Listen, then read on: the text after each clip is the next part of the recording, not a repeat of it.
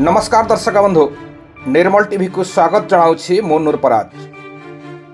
वर्तमान खबर, नकली पुलिस को काबू करी गिरफ्त कला असली पुलिस।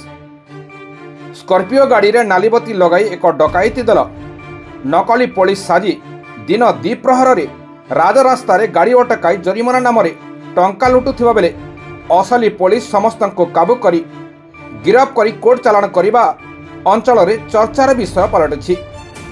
एमिति एक घटना घटी जहाँकि कलाहांडी जिला केसिंगा थाना पलमफांडी अंचल रे सूचना अनुसार कलाहांडी जिला नर्ला ब्लॉक केसिंगा थाना अंतर्गत पलमफांडी अधीन पलम टोलगेट ठारे 26 जानुआरी 2026 तारीख सोमवार दिन 4 जन युवक एक स्कॉर्पियो गाड़ी नंबर OD 08C 7209 रे नालीबती लगाई नकली पुलिस साजी गाड़ी अटकाई जरिमाना नाम टंका वसूली करुथिले।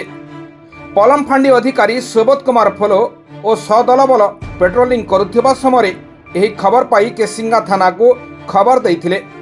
पलमफांडी और केसिंगा थाना पुलिस मिलित उद्यम उक्त नकली पुलिस डकायत दल को काबू करी 4 जन को गिरफ्त करथिले।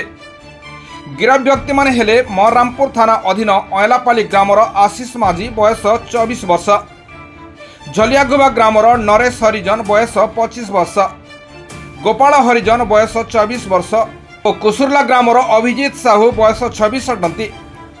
एमानंक ठारू एक स्कॉर्पियो गाड़ी, एक ठेंगा, लुहारड़, मारणास्त्र और mobile phone जबत करिछि police.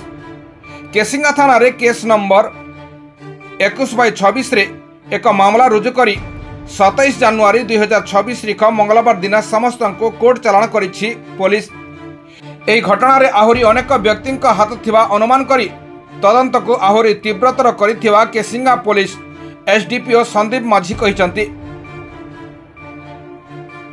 State crime bureau chief Umashankar ମିଶ୍ରାଙ୍କ ରିପୋର୍ଟ, ନିର୍ମଳ ଟିଭି।